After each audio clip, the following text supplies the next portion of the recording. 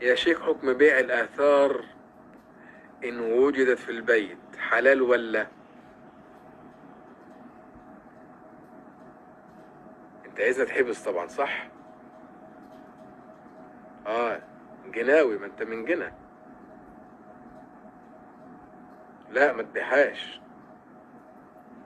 أنت بس هاتني أو هاتها لي كده، بص عليها و... وأقول لك إن كانت أصلية ولا لأ، عشان نسلمها مع بعض الجهات المعنية. إنما أوعى تبيعها، ما تودينيش في داهية.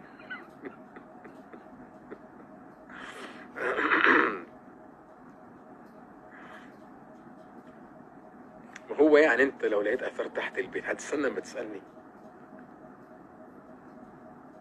انت واخد بالك؟ اذا كنت انا لو لقيت مش هستنى اسالك ولا اسال حد، هسلمها على طول.